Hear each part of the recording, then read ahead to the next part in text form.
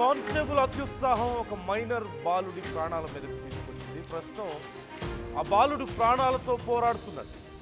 కాకినాడ జిల్లా సామర్లకోటలో ఈ దారుణం చోటు చేసుకుంది.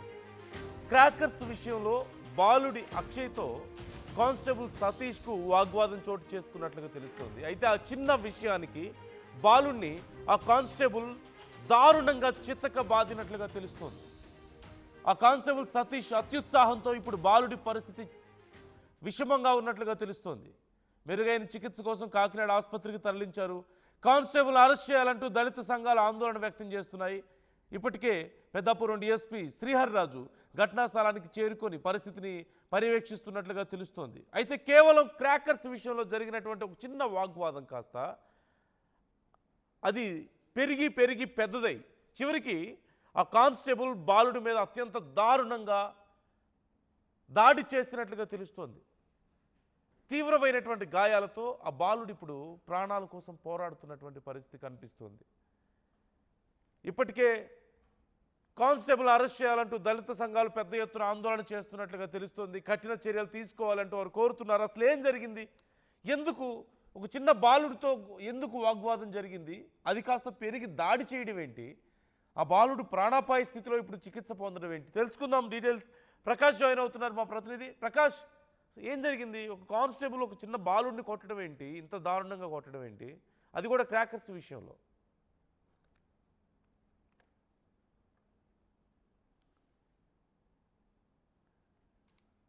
ప్రకాష్, నా వాయిస్ వినిపిస్తుందా మీకు? ఏం జరిగింది అసలు అక్కడ? క్రాకర్స్ విషయంలో ఒక కానిస్టేబుల్ ఒక చిన్న బాలుడి మీద అంత దారుణంగా కొట్టడం ఏంటి, దాడి చేయడం ఏంటి అసలు?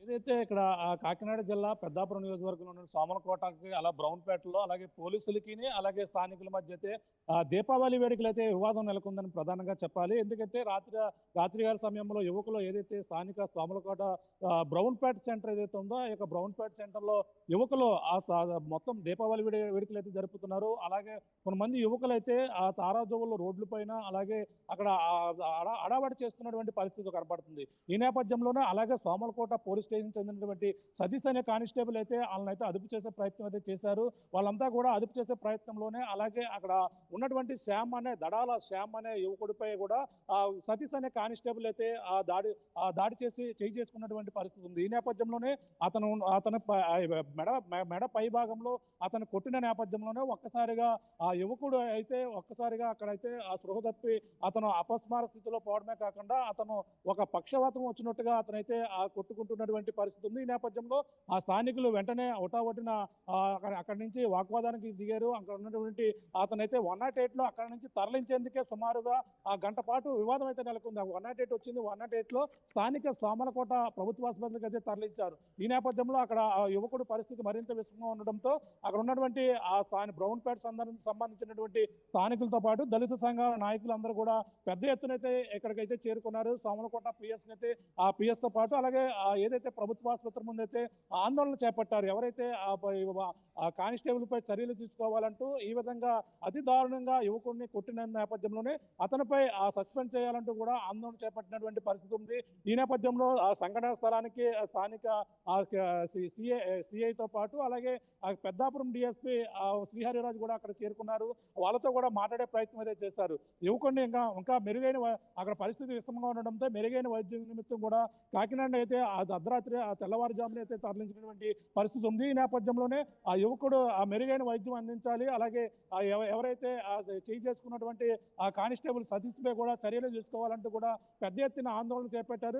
ఒకన డిఎస్పీ చెప్పినా సరే వాళ్ళైతే ఆందోళన విరమించిన పరిస్థితి. అతనిపై చర్యలు తీసుకుని కేసు నమోదు చేస్తేనే మేమంతా ఆందోళన విరమిస్తామంటూ కూడా పెద్ద ఎత్తున ఆందోళన చేపట్టిన నేపథ్యంలో ఎట్టకేటకైతే ఆ యువకుడిని అయితే కాకినాడ ఆ ప్రభుత్వ ఆసుపత్రి నుంచి అలాగే ప్రైవేట్ ఆసుపత్రుల్లో తరలించి మెరుగైన వైద్యం చేసి యువకుడు కొంచెం స్పృహలోకి వచ్చారని ఒక సమాచారంతో పోలీసులందరూ కూడా ఊపిరి పీల్చుకున్నటువంటి పరిస్థితి ఉంది. వెంటనే ఆ యువకుడు అవుట్ ఆఫ్ డేంజర్ నుంచి బయటపడ్డారు.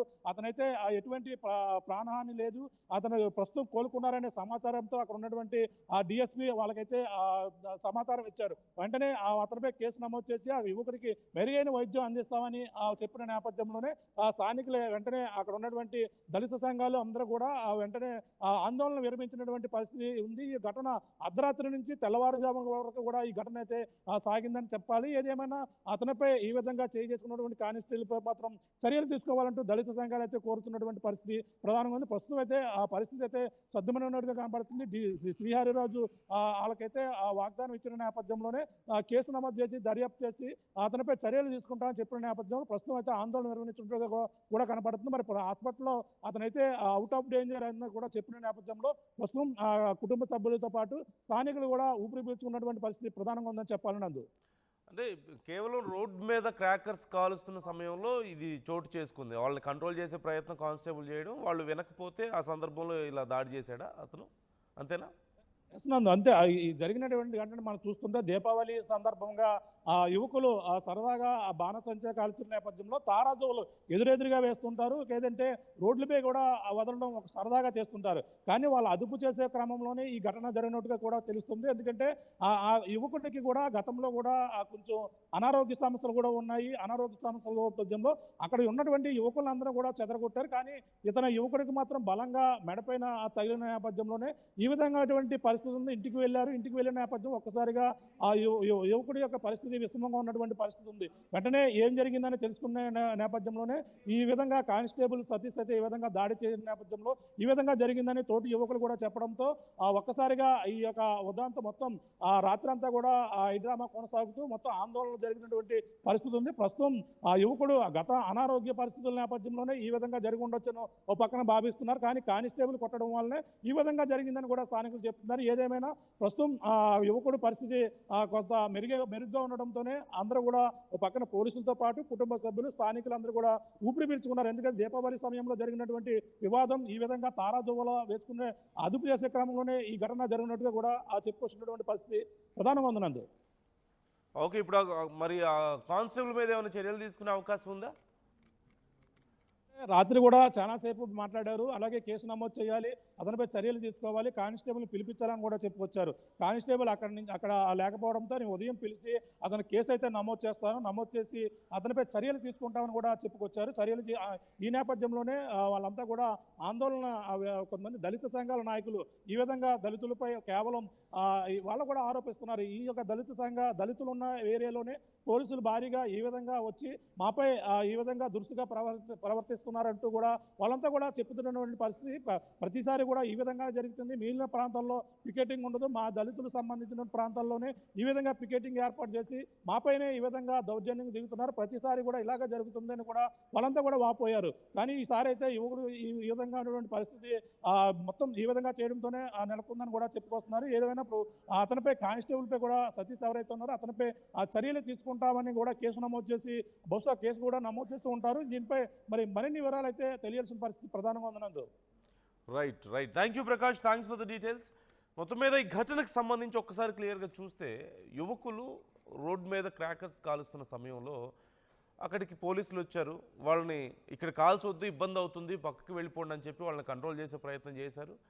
అయితే అక్కడ యువకులు కొంత వారికి ఎదురు తిరిగి మాట్లాడడం, వాళ్ళ మాట వినకపోవడంతో దాంట్లో వాళ్ళని కొంచెం కంట్రోల్ చేసే ప్రాసెస్లో భాగంగా ఒక కానిస్టేబుల్ ఆవేశంలో ఒక యువకుడి మీద చేయి చేసుకున్నట్లుగా తెలుస్తుంది. అయితే కొట్టిన సమయంలో నెక్ మీద కొంచెం బలంగా దెబ్బ తగలడంతో ఒక్కసారిగా యువకుడు అక్కడ పడిపోయాడు. అతనికి ఫిట్స్ వచ్చినట్లుగా, సహజంగా మెడ భాగంలో దెబ్బ తగిలితే చాలామందికి ఇలాంటి సిమ్టమ్స్ మనం చూస్తూ ఉంటాం. స్పైన్ చాలా సెన్సిటివ్గా ఉంటుంది కాబట్టి, అందులోనూ చిన్న వయసులో ఉన్నటువంటి యువకుడు, కానిస్టేబుల్ కొంచెం సహజంగానే పెద్ద వయసులో ఉండడం, బలంగా ఉండడంతో ఒక దెబ్బ గట్టిగా కొట్టడం వల్ల స్పైన్ మీద ఎఫెక్ట్ పడి ఉండొచ్చేమో అనేటువంటి అనుమానాలు వ్యక్తమవుతున్నాయి. ఈ నేపథ్యంలోనే అతనికి అలాంటి లక్షణాలు కనిపించాయంటున్నారు. వెంటనే హాస్పిటల్కి తరలించారు, చికిత్స అందించారు. అయితే కొంతసేపటి తర్వాత యువకుడు మళ్ళీ తేరుకున్నాడు, కొంత నార్మల్ కండిషన్కి వచ్చినట్లుగా తెలుస్తుంది. అంటే ప్రాణాపాయ స్థితి నుంచి బయటపడ్డట్లుగా తెలుస్తుంది. కానీ ఖచ్చితంగా ఆ పోలీసుల మీద కఠిన చర్యలు తీసుకోవాలి అని చెప్పి వారు డిమాండ్ చేస్తున్నారు అక్కడికి చేరుకున్నటువంటి దళిత సంఘాలు.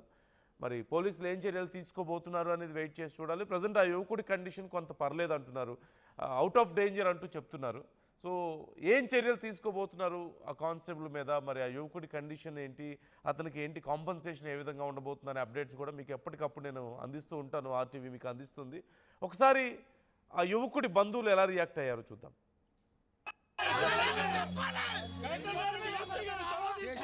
అది చొరవ తీసుకుని 10 నిమిషాలు మన సామర్లకోట పెద్దాపురం నియోజకవర్గంలో ఇంచుమించు కార్పొరేట్ హాస్పిటల్స్ చాలా ఉన్నాయి. ప్రైవేట్ అంబులెన్స్ 10 నిమిషాలు తీసుకురాలేరా? ఇంచుమించు గంటన్నర సేపు ఆలస్యం జరిగింది.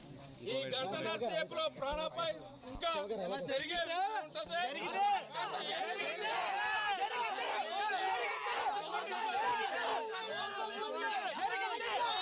అరుణాకే దళిత యువకుడిపై పోలీసులు దాడి చేశారని చెప్పేసి ఇక్కడికి వచ్చిన నాయకులందరూ చెప్పడం జరుగుతుంది. ఇక్కడ పార్టీకి అతీతంగా అన్ని పార్టీల దళిత నాయకులు కూడా ఈ కార్యక్రమంలో హాజరై ఇక్కడ ధర్నా చేస్తున్నారు. ఒకటి మాత్రం జిల్లా ఎస్పీ గారి స్థాయిలో ఈ విషయం ఉందేమో అనుకుంటున్నాను.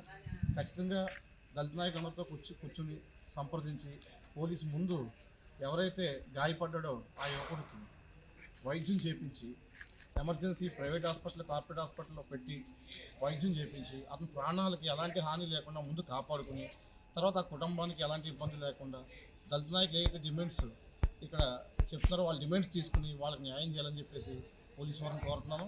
అదేవిధంగా జిల్లా ఎస్పీ గారికి డిఎస్పీ గారికి ఇక్కడ ఇన్స్పెక్టర్ గారు వీళ్ళందరూ కూడా ఆ యువకుడికి హాని జరగకుండా ఎలాంటి ప్రాణాపాయం లేకుండా ఆ యువకుడు ప్రాణాలు కాపాడే దిశగా అందరూ కలిసి పనిచేయాలి. మిగతా ఏమైనా ఉంటే దళిత నాయకులతో కూర్చొని మాట్లాడుకోవడం మంచిదని చెప్పి నా అభిప్రాయం. అరుణాకే దళిత యువకుడిపై ఏమేనక్కలు పవర్ బిల్లు చేపకు చెల్లు హై బీపీ బై నేను తెల్లు పెట్టుకొని బిల్లు బీపీ అంటావేంటి అంకుల్? ఇల్లు అమ్ముకొని బిల్లు కట్టమంటావా? ఇంటి పైకప్పు నమ్ముకోమంటున్నాను. ట్రూజాన్ సోలార్ సిస్టమ్ ఇన్స్టాల్ చేసుకోండి, ఫ్రీ ఎలక్ట్రిసిటీ జనరేట్ చేసుకోండి. ఇది చెప్తే లో బీపీ వచ్చిపోతారేమో.